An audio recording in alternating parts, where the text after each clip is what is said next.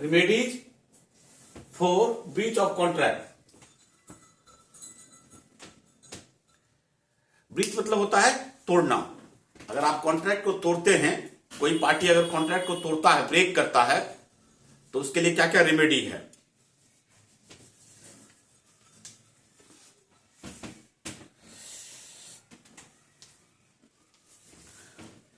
Remedies for breach of contract.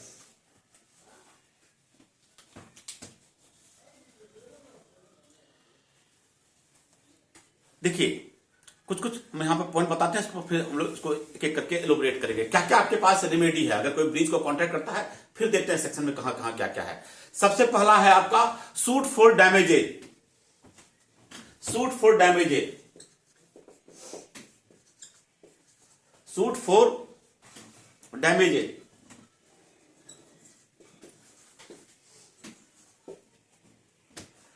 Second है आपका suit upon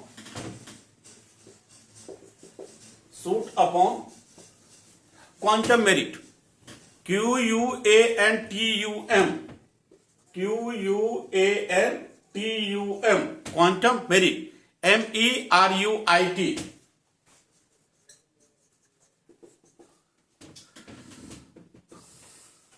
आवाज आ रही सबको ना? अर्पणा लिख पा रहे हैं ना? हाँ, अब क्लियर हो जाएगा, दिक्कत नहीं है। थोड़ा सा हम लोग जो कर रहे हैं कि अगर कोई पार्टी कॉन्ट्रैक्ट को ब्रीच करता है, कॉन्ट्रैक्ट को तोड़ता है, अगर कोई कॉन्ट्रैक्ट किया पार्टी और उसको जो है परफॉर्म नहीं किया, तो कॉन्ट्रैक्ट का ब्रीच हो गया। उसके लिए क्या क्या दूसरे पार्टी के पास क्या क्या इसके पास रेमेडी है, जो एग्रीड पार्टी है उसके पास क्या क्या उपचार है, क्या करेगा वो। तो कहता है क्या, हम लिखते हैं पहले क्या क्या चीज है, फिर उसको एक एक करके सेक्शन से एलोबरेट करते हैं। सूट फॉर डैमेजेज, उसके बाद suit upon quantum merit. Suit upon quantum merit, ठीक है ना। Registration of contract, RESCISSION, R लिख लीजिए RESCISSION।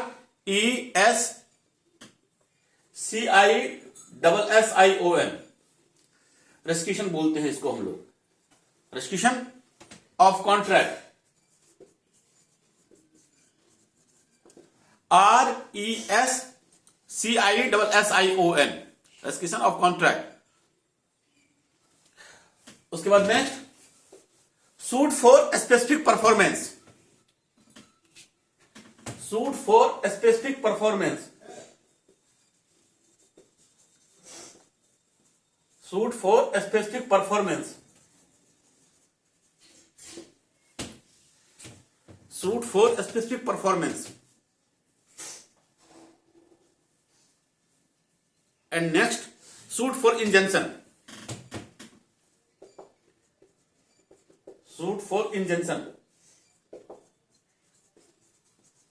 INJUNCTION, suit for injunction.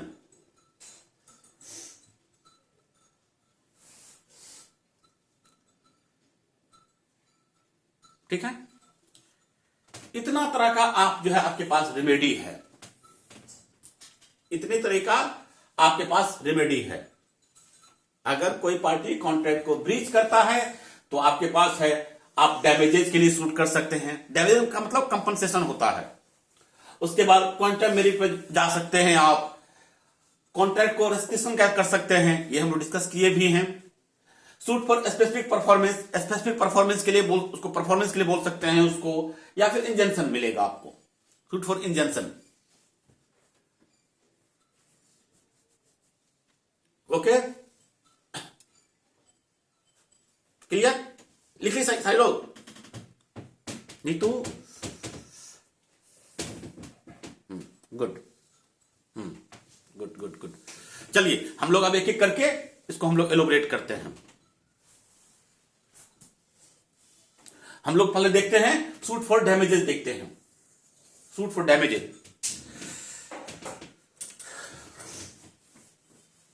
हम लोग देखते हैं सूट फॉर डैमेजेज।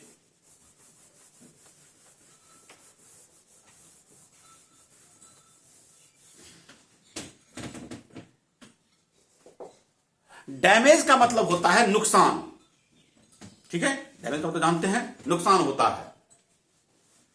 और जब उसमें हम लोग एस लगा देते हैं डैमेज में, जब उसको प्लुरल बना देते हैं हम लोग, डैमेजेज हो जाता है, तो उसका मतलब होता है क्षतिपूर्ति, कंपनसेशन, ठीक है।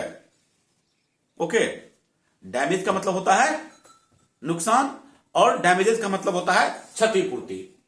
तो हम लोग अब सूट फॉर डैमेजेस का मतलब होता है कि हम लोग क्षतिपूर्ति के लिए बोलते हैं, ठीक है ना। हमको इस कॉन्ट्रैक्ट की वजह से जो कॉन्ट्रैक्ट किए, अगर कॉन्ट्रैक्ट परफॉर्म हो जाता और हमको जो फायदा होता, क्योंकि आपने तो ब्रीच कर दिया, तो हमको जो नुकसान हुआ है उस नुकसान की क्षतिपूर्ति के लिए हम कोर्ट में क्या करते हैं, सूट करते हैं, ठीक है। यही है सूट फॉर डैमेजेज। ओके, यानी कि एग्री पार्टी को क्या चाहिए, अपने नुकसान की भरपाई चाहिए। एक पार्टी तो कॉन्ट्रैक्ट को तोड़ ही दिया, ब्रीच किया, तो दूसरे को नुकसान हुआ इससे। तो जिसको नुकसान हुआ वो क्या चाहता है, वह चाहता है कि हमको क्या मिले, इस नुकसान की भरपाई की जाए हमको, ठीक है। अब आइए इसमें हम लोग एक सेक्शन देखते हैं। आपके पास सेक्शन जो है, सेक्शन 73 निकालिए सभी लोग, सेक्शन 73।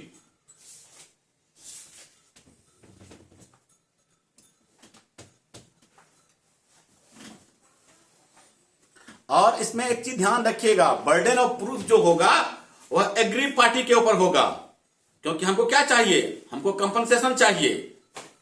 और जिस आदमी को कंपनसेशन चाहिए वह पहले यह प्रूव करेगा कि हमको नुकसान हुआ। बर्डन ऑफ प्रूफ जो होता है वो एग्री पार्टी पे होता है। एग्री पार्टी बोलते हैं जिसको नुकसान हुआ।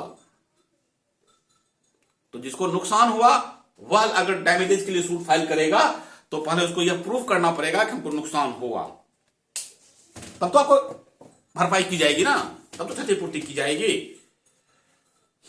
ओके, ठीक है। चलिए सेक्शन 73 आइए।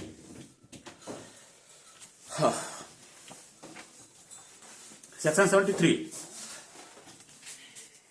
देखिए, आपका टॉपिक भी यहां पे होगा 73 में, of the consequences breach of contract का सबसे पहला सेक्शन जो है चैप्टर 6 का, of the consequences of breach of contract, chapter 6 section 73 देखिए। कंपनसेशन फॉर लॉस और damage caused by breach of contract। compensation for loss or damage caused by breach of contract, यानी कि जो नुकसान हुआ उसके लिए कंपनसेशन, जो आपको क्षति हुआ उसके लिए कंपनसेशन किस वजह से हुआ है, तो ब्रीच ऑफ कॉन्ट्रैक्ट की वजह से हुआ है। पढ़ते हैं, सुनिएगा।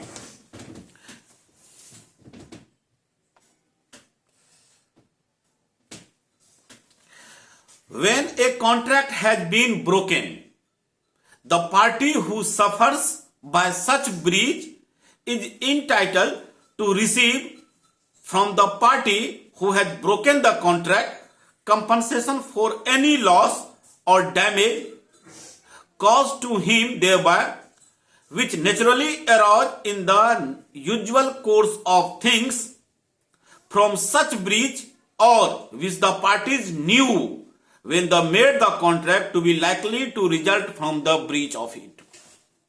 ये कितना खूबसूरत सेक्शन है। तोड़ते हैं इसको हम लोग, अब इसको डिकोड करते हैं हम लोग, सुनिएगा। When a contract has been broken, जब किसी कॉन्ट्रैक्ट को तोड़ा जाता है, the party who suffers, उस पार्टी को जो कि सफर करता है, जिसको कि नुकसान होता है, जिसको कि क्षति होता है, by such breach, इस ब्रीच की वजह से, ठीक है, इज इंटाइटल, वह इंटाइटल हो जाता है टू रिसीव, लेने के लिए, from the party who has broken the contract, उस पार्टी से जिसने कि कॉन्ट्रैक्ट को तोड़ा है, कंपनसेशन फॉर एनी लॉस और damage cause to him thereby, ठीक है ना, जिसने कि कॉन्ट्रैक्ट को तोड़ा है, ठीक है, जिसने ब्रेक किया है, उसकी वजह से जो नुकसान हुआ है उसका कंपनसेशन लेने के लिए क्या हो जाता है, दूसरा पार्टी जिसको नुकसान हुआ है वह इनटाइटल हो जाता है। ओके,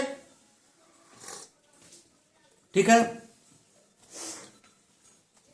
और विच द सुनिएगा क्या, which naturally arise in the usual course of things from such breach, और विच द पार्टीज न्यू, यानी कि अगर सिंपली कॉन्ट्रैक्ट को परफॉर्म कर दिया जाता, ठीक है ना, कॉन्ट्रैक्ट की वजह से उस पार्टी, हम लोग कॉन्ट्रैक्ट क्यों करते हैं, बोले ना कि इसका हम लोग यूज करते हैं बिजनेस वर्ल्ड में, प्रोफेशनल वर्ल्ड में यूज करते हैं, ताकि क्या चाहते हैं कि दोनों पार्टी को कुछ ना कुछ फायदा हो। बिना फायदा का कोई बिजनेस होता नहीं है। हम कोई चीज आपको दिए, आपसे कोई चीज लिए, तो आप भी कुछ गेन किए और हम भी कुछ गेन किए, इसलिए कॉन्ट्रैक्ट करते हैं। तो इस नेचुरली कोर्स में हम लोग को जो बेनिफिट हो रहा है उसका तो नुकसान हो गया, क्योंकि आपने क्या किया, कॉन्ट्रैक्ट को ब्रीच कर दिया। तो वो, या फिर हम जो जानते हैं कि अगर हम परफॉर्म नहीं करेंगे तो इनका इतना नुकसान हो जाएगा। मान लीजिए कि हम एक सिंगर हैं, ठीक है ना, आप एक रेस्टोरेंट चला रहे हैं, हम आपके साथ कॉन्ट्रैक्ट किए कि हम आपके रेस्टोरेंट में हर सैटरडे आके गाना गाएंगे, ठीक है। आपका जो अदर डे था, उस डे आप जो है अपना रेस्टोरेंट का जो मतलब एंट्री फी रखे हैं 100 रुपया रखे हैं, लेकिन सैटरडे को मेरे गाने की वजह से आप अपना एंट्री फी 200 रुपया कर देते हैं। नहीं, क्या आप 100 रुपया का बेनिफिट ले रहे हैं, ठीक है ना, हाँ या ना, बोलिएगा आप लोग। 100 रुपया का बेनिफिट तो ले रहे हैं आप लोग, जो रेस्टोरेंट का मालिक है। हाँ, चलिए ठीक। अब क्या हुआ, हम जो है कॉन्ट्रैक्ट, हम सिंगर हैं, ठीक है ना, हम कॉन्ट्रैक्ट, अच्छा इसमें 100 रुपया का बेनिफिट ले रहे हैं आप, 50 रुपया हमको देते हैं मान लीजिए, फिर भी आपको 50 रुपया का बेनिफिट हो रहा है। अब जो है हम नहीं गए गाना गाने,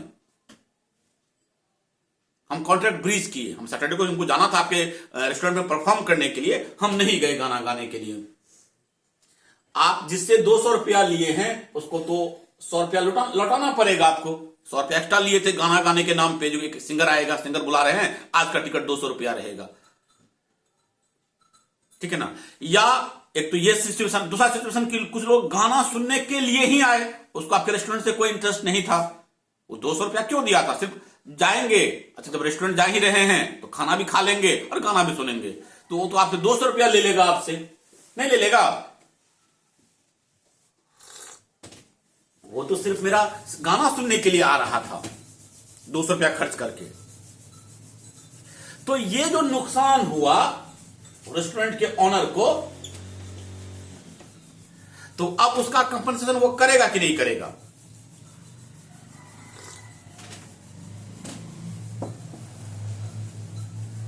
उसकी वह भरपाई करवाएगा, यही कह रहा है। अच्छा, जो सिंगर कॉन्ट्रैक्ट कर रहा है वही जान रहा है, यही यहां लिखा हुआ है, और विद द पार्टीज न्यू, जो और पार्टी जान रहा है, हम जान रहे हैं कि मेरी वजह से आप जो है गेन कर रहे हैं, हम नहीं जाएंगे तो आपको नुकसान हो जाएगा, इसके बाद हम ब्रीच कर रहे हैं। When the made the contract will likely to result from the breach of it, कि अगर कॉन्ट्रैक्ट ब्रीच होगा तो आपको नुकसान होगा, ये पार्टी जानता है, दोनों पार्टी जान रहा है इस बात को।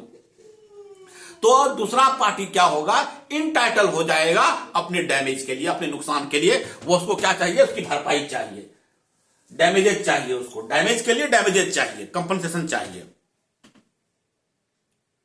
Okay, clear. अब आगे देखिए इसमें, such compensation is not to be given for any remote and indirect loss और damage sustained by reason of the breach. देखिए कितना खूबसूरत बात लिखा है, such compensation is not to be given for any remote और इनडायरेक्ट लॉस और damage sustained by reason of the breach.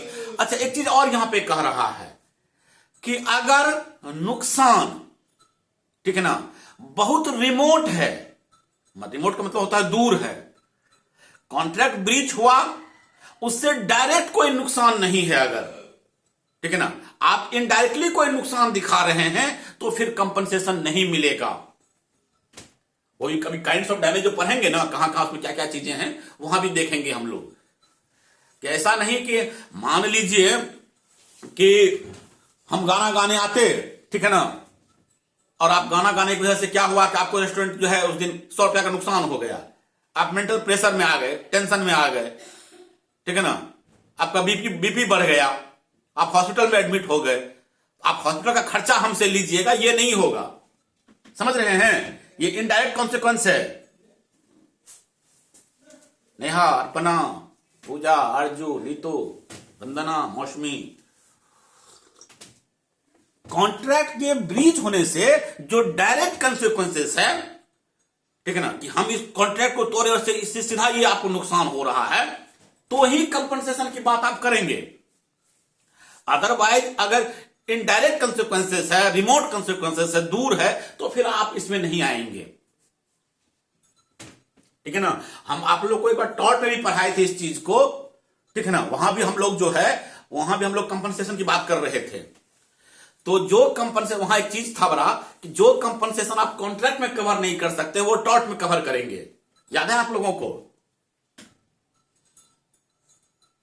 वो टॉर्टियस लायबिलिटी के अंदर लाते हैं उसको हम लोग। नहीं याद है तो फिर इसको देखिएगा ध्यान से। अब यहां पे अब कह रहे हैं क्या कि such compensation is not to be given for any remote और इनडायरेक्ट लॉस। कंपनसेशन नहीं दिया जाएगा किसी भी रिमोट और इनडायरेक्ट लॉस के लिए। ब्रीच ऑफ कॉन्ट्रैक्ट वजह से कोई अगर इनडायरेक्ट लॉस हो रहा है तो उसके लिए फिर कंपनसेशन नहीं है। क्लियर? क्लियर? चलिए नेक्स्ट आ जाइए। अब इसमें हम लोग दो तीन चीजें करते हैं, ठीक है ना। आप लोग पेपर पेन निकाल लीजिएगा, पेपर पेन निकाल लीजिए। इसको और हम डिकोड कर देते हैं, तब हम लोग इलस्ट्रेशन पे आएंगे।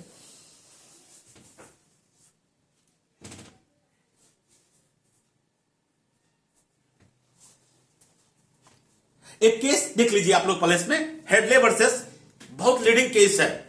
केस लिख लीजिए आप लोग, Hadley HADLEY, Hadley versus Baxendale BAXENDALE, Hadley versus Baxendale BAXENDALE, Baxendale. ये केस है आपको IT 54 का, 1854 का, 1854। कभी कभी डायरेक्ट क्वेश्चन इस केस से ही पूछ देता है। एक क्वेश्चन है, हम पढ़ते हैं, सुनिएगा ध्यान से। Explain giving suitable example the rule in Hadley versus Baxendale, discuss the extent to which the said rule is applicable in India. यानी कि इस केस के लाइट में आपको कह रहा है कि ब्रीच ऑफ कॉन्ट्रैक्ट जब होगा, ठीक है ना, उसको आप एक्सप्लेन कीजिए और ये केस किस तरीके से अप्लीकेबल है इंडिया में, उसको आपको एक्सप्लेन करना है। तो ये केस बहुत लीडिंग केस है, बहुत अच्छा केस है इस चीज के लिए। Hadley versus Baxendale, HADLEY, Hadley versus Baxendale, BAXENDALE, 1854 का केस है, 1854। इस केस को आप लोग पढ़िएगा। थोड़ा सा फैक्ट हम पढ़ देते हैं इस केस का, अगर आपके पास बुक होगा तो देखिएगा, हम थोड़ा सा फैक्ट पढ़ते हैं। Hadley was engaged in a milling business at Gloucester. The flour mill was driven by steam engine. A crank shaft of the engine broke and the mill had to be stopped. यानी कि ये जो Hadlee था, एक उसको आटे की चक्की थी, आटा का मिल था, फ्लावर मिल होता है ना, देखे कि नहीं? फ्लावर मिल बहुत बड़ा बड़ा होता है, फ्लावर मिल। आप लोग देखें कभी फ्लावर मिल? हाँ जी सर, जी सर। हाँ, तो एक उसका अपना बिजनेस चल रहा था फ्लावर मिल का, जो कि स्टीम इंजन से चलता था वो मशीन, और उसमें एक क्रैंक, कोई भी एक मशीन का पुर्जा था जो लगता था, ठीक है ना, वो टूट गया, ठीक है ना। जिस भी वजह से वो मशीन चलता था, उस मशीन का कोई एक पुर्जा था, वह क्रैक हो गया, टूट गया, जिसकी वजह से मिल स्टॉप हो गया, रुक गया।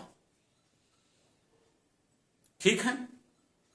The engineers who made the steam engine were running the business at Greenwich, Hadley order to replacement of the shaft from the engineers based at Greenwich.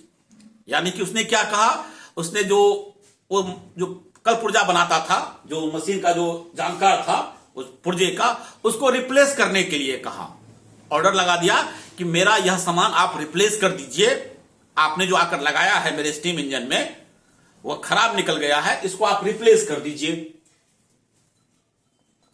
The engineers asked the broken shaft to be sent to them as a pattern for making a new one.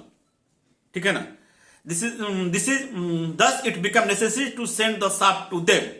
तो उसने कहा कि ठीक है, आप वो पुराना वाला हमको भेज दीजिए, हम उसी पैटर्न का दूसरा आपको भेज देंगे। ठीक है, ये भेज दिया, ये जो टूट गया था शाफ्ट, उसको क्या किया उसने, वहां पे भेज दिया।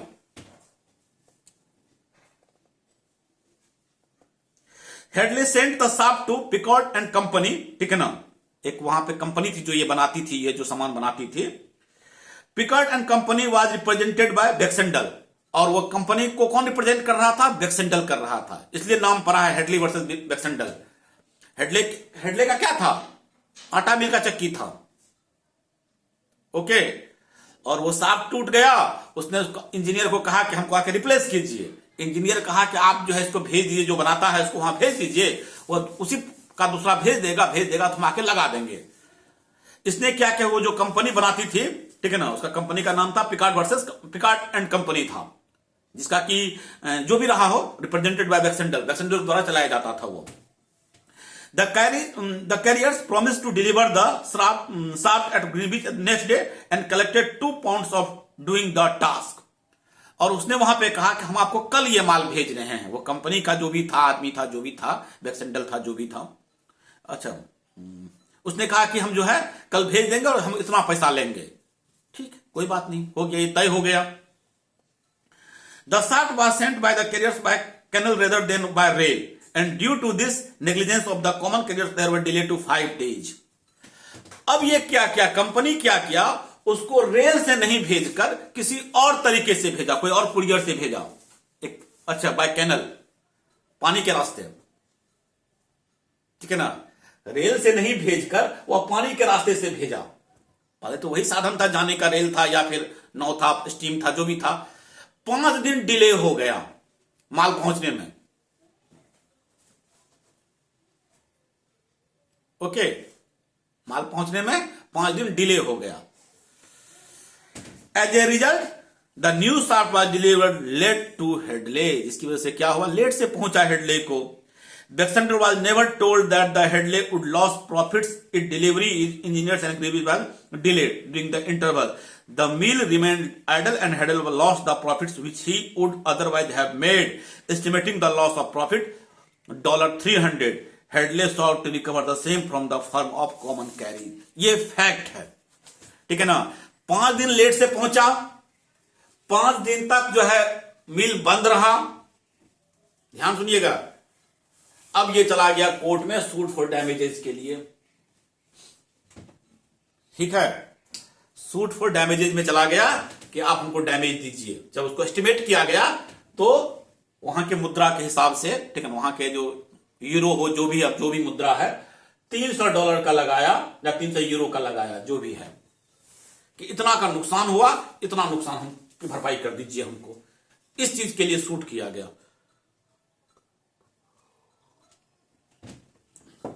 आया फैक्ट समझ में? ठीक है, एक मिल ऑनर है, उसका एक मशीन खराब हो गया, ठीक है ना, उसने रिप्लेस करने के लिए कहा, उसने सामान को वापस भेज दिया, कहा कि हमको ऐसा भेज दीजिए, कहा ठीक हम भेज देते हैं, कल भेज देंगे। आज लगाया, कल बोला भेज देंगे। वह क्या किया, जो है रेल से उससे नहीं भेजकर किसी और माध्यम से भेजा, जिसकी वजह से 5 दिन डिले हो गया। 5 दिन तक, क्योंकि शाफ्ट की वजह से क्या हो गया था, मिल बंद हो गया था, तो उसने एस्टिमेटेड किया कि हमको इतना रुपया का नुकसान हुआ 5 दिन में, यह हम आपसे लेंगे। अब बताइए क्या मिलेगा, कंपनसेशन मिलेगा? जरा सोच के बताइए, हेडले को कंपनसेशन मिलेगा? अच्छा मिलेगा आपके हिसाब से, मिलना चाहिए। आप लोग अर्पणा, नीतू,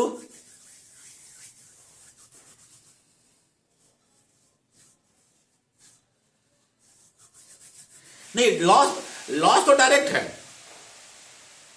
नहीं मिलेगा, नहीं मिलेगा। अच्छा ठीक है, क्यों नहीं मिलेगा?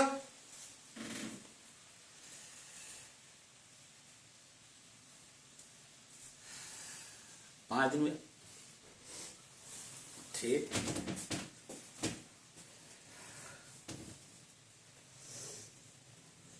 चलिए ठीक है।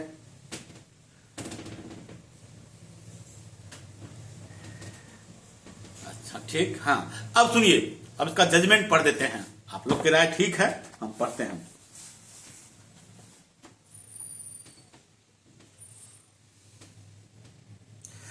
इसका तो इसमें क्या आया था इसका,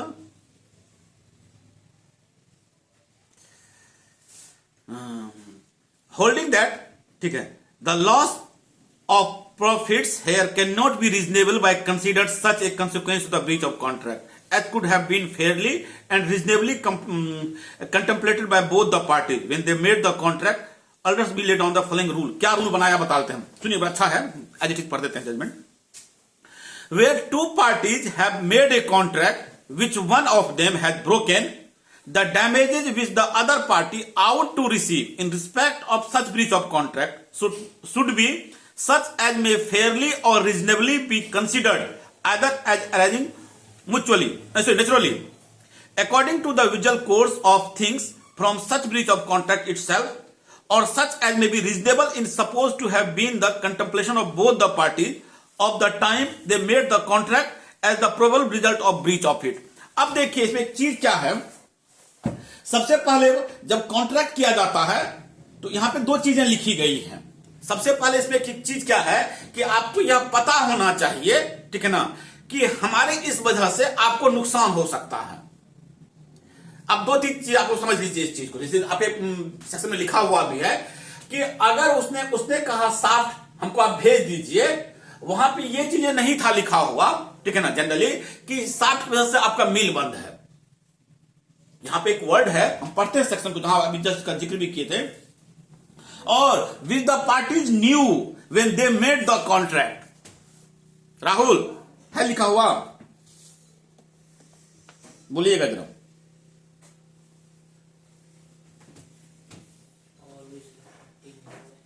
देखिए सेक्शन में देखिए लिखा हुआ है, इसमें जो है A had not told to be that delay would result in loss of profits, ठीक है, due to negligence of B the delivery of the shaft was delayed beyond the reasonable time, it was held that A was not entitled to claim loss of profits during the period of delay as it was not in the contemplation of both the parties at the time of entering into the contract. इस case का यही मतलब कि crux है, ठीक है ना। उस जब कॉन्ट्रैक्ट कर रहा था या जब ये बातें कर रहा था तो उसने ये नहीं बताया कि हमारे इस वजह से हमारा मील बंद है, हमको पर डे का इतना नुकसान हो रहा है। हाँ तो कल तो उसने भेज दिया, वो तो डिले हो गया क्योंकि उसने कैनाल से भेज दिया, नहीं ये तो नहीं था किस चीज से भेजेंगे, हम तो एक सामान कुरियर जो है वो लगा देते हैं। आप जो माल कोई चीज मंगवाते हैं, कोई भी चीज, ठीक है ना, तो आप अगर आपका कोई स्पेसिफिक, तो हम काइंड ऑफ डैमेज में पढ़ेंगे, अगर कोई स्पेसिफिक आपको डैमेज हो रहा है, नुकसान हो रहा है, तो आपको वो चीजें बतानी पड़ेगी कि आपकी इस वजह से हमको ये नुकसान हो जाएगा। राहुल इसको आप हाँ भेजना है, ठीक है ना। और ये कंसेप्ट एक सिंपल सा चीज है कि हमको आप एक ऑर्डर लगाए, हम माल भेज दिए, एक सिंपल सा वे है जिसको हम लोग करते भी हैं। अभी आप लोग अगर हम कॉन्ट्रैक्ट में एंटर हो रहे हैं और वो मील बंद होने की वजह से हमको भेज रहा है कि इमीडिएट हमको भेज दीजिए नहीं तो मेरा बंद हो जाएगा, तब इस पर हम अगर नेग्लिजेंस लेते तो होता कि नहीं आप नेग्लिजेंस एक्ट किए हैं। ऐसा उसने कुछ नहीं, एक जनरल ऑर्डर लगाया, ठीक है ना, माल उसने छोड़ दिया उसने।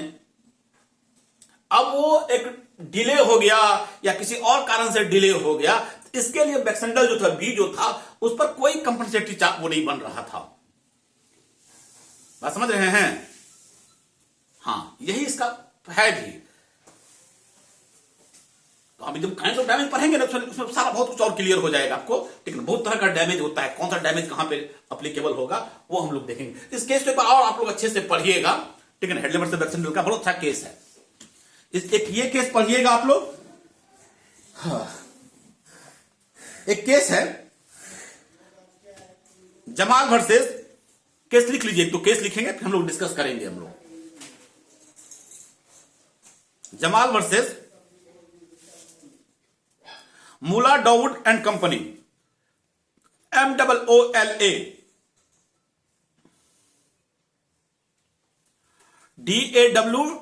DAWOOD and company. Jamal versus Moola Dawood and company, 1916 का केस है। यह केस बहुत अच्छा था, केस है इसका।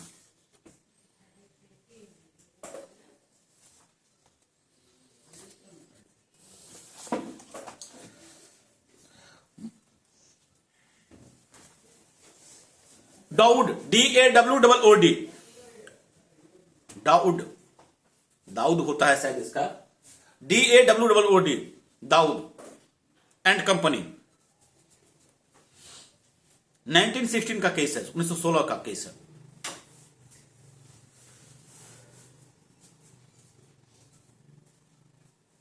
एक केस है, बहुत अच्छा केस है यह भी है, Madras railway company versus Govind Rao.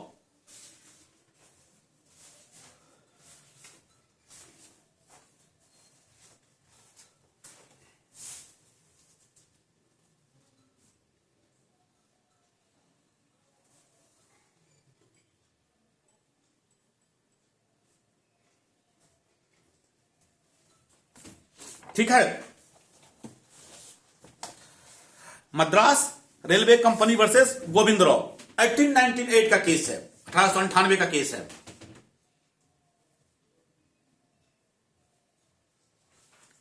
Same ये भी हेडली वर्सेस बैक्सेंडल के मामले की तरह है, यह भी केस है। हम इसको केस को पढ़ते हैं, बड़ा अच्छा केस है। अब रीडिंग है भी यह, सुनिएगा।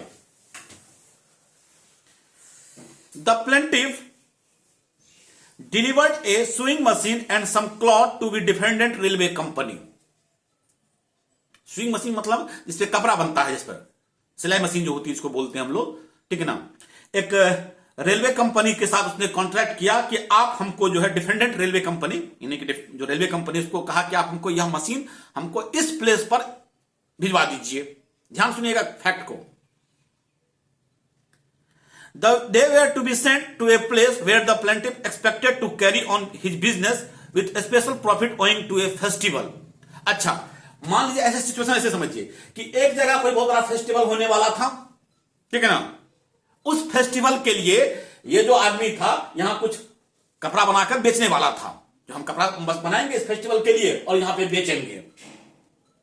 उसने रेलवे कंपनी से क्या किया, कहा कि हमको कुछ मशीन जो है इस जगह पे चाहिए जहां फेस्टिवल होने वाला था।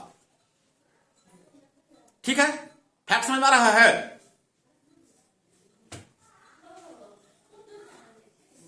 ओके, हाँ। However, because of the fault of defendant's company, defendant company की गलती की वजह से goods were delayed and they reach the destination after the festival was over.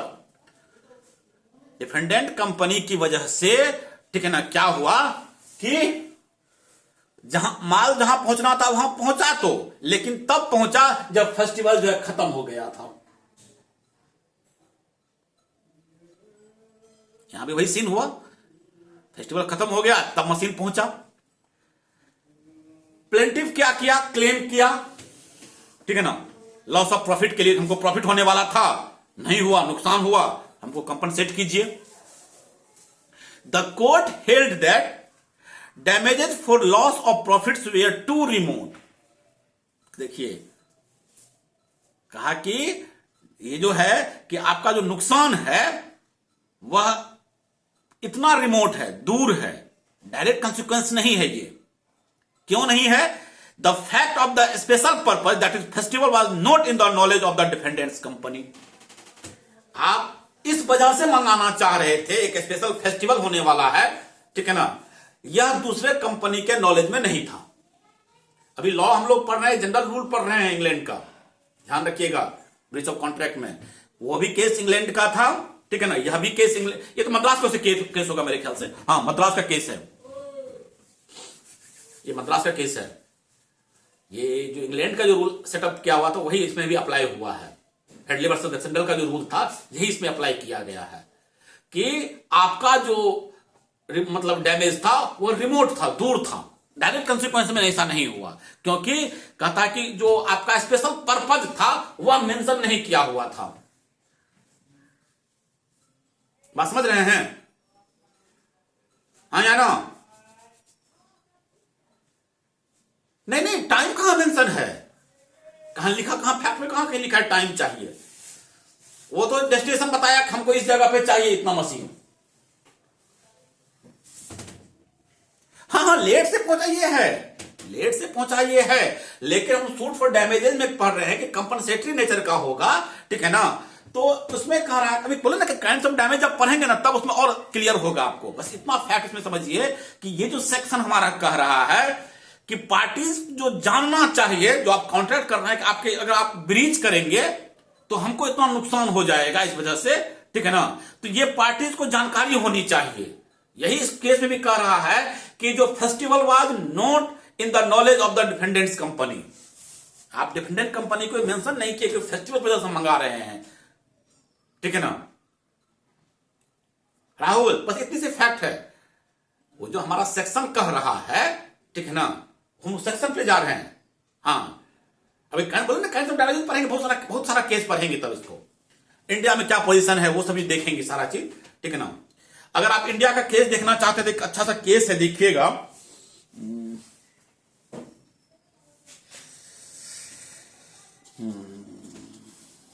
Indian case एक दो देख आपको बता देते हैं। जमाल बड़ा केस किया है ना, इस केस को देखिएगा ना, बड़ा अच्छा केस है जमाल बड़ा, इंडियन पोजीशन पर बताया गया, अच्छा केस है यार।